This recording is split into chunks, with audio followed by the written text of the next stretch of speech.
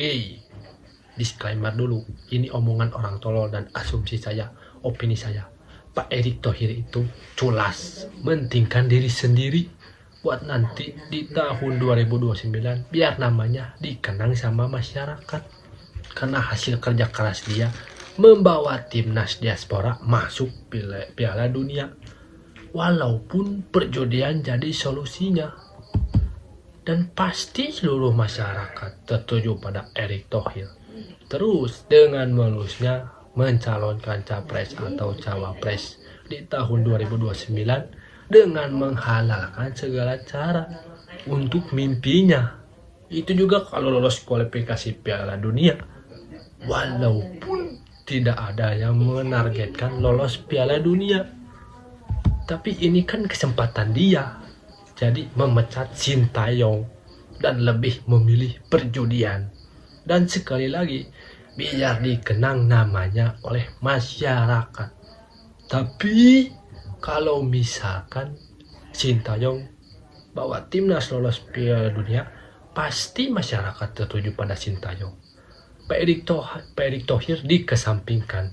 Apalagi Sintayong kan bukan bawaan Pak Erick Thohir.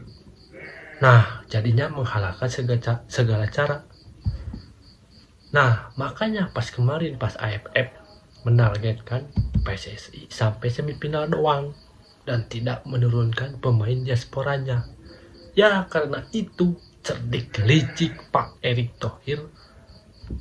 Kalau STY juara AFF, pasti seluruh supporter timnas makin bangga sama STY. Dan makin susah buat Pak Erick Thohir untuk mencari kesalahan Sintayong. Dan boom, sesudah AFF puncaknya di situ rame banget. STY out dievaluasi dan terbukti berhasilkan rencana licik Erick Thohir. Dan menurut saya media luar benar. Apa sih prestasi Erick Thohir? Toh juga kan Liga 1 cuma dikasih par doang. Dan pelatih untuk wasit berkualitas. Sisanya apa? Itu kan masalah dari dulu Liga 1 itu. Cuman terlaksananya pas diketuai Erick Thohir. Cuman kebetulan doang. Ya iyalah. Masa negara lain udah pakai par, kita enggak? Biasa itu mah. Jadi ini politik lagi. Kayak contohnya pas Ridwan Kamil mencalonkan Pilgub Jakarta, dia kan pendukung Persib Bandung. Tapi pas kampanye ke kampung-kampung dia pakai jersey Persija. Kan absurd dong, menghalalkan segala cara. Nah, ini hampir sama kayak Erick Thohir. Bukan hampir. Udah bener. Politik bawa bola. Oh iya lupa, Pak Ganjar juga kan udah pernah. Pasti pada tahu lah.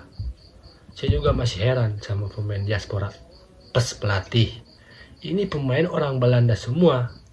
Mau sampai kapan pakai diaspora? Mending sistemnya perbaiki dulu. Timnas Garuda U19 yang juara SEA Games pada ngerokok, gak disiplin. Kecuali Dimas Derajat doang.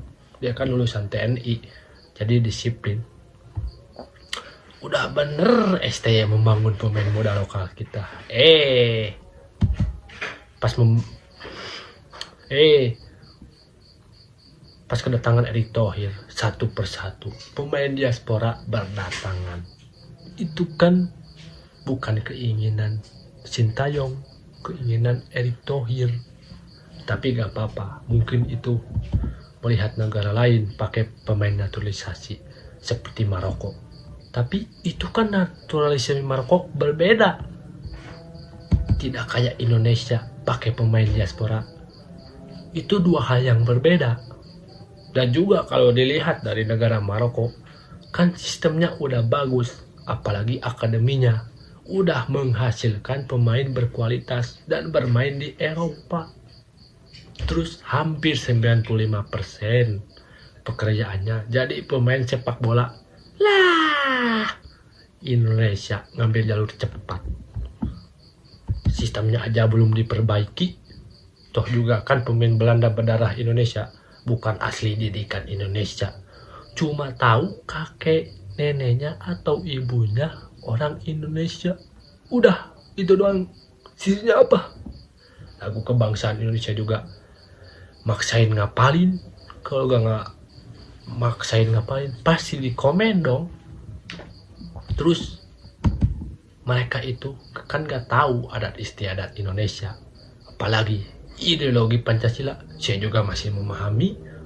Pak Erick Thohir juga menurut saya ya tidak paham ideologi. Kalau benar paham ideologi Pancasila, pasti adil terhadap pemain muda lokal kita dan yang lainnya. Tapi ini kan beda, tidak paham. Kalau kata Panji, urusin dulu BUMN-nya, baru main bola. Bocah juga udah tahu. Kerjain dulu pekerjaan rumahnya atau PR-nya, baru besoknya main bola.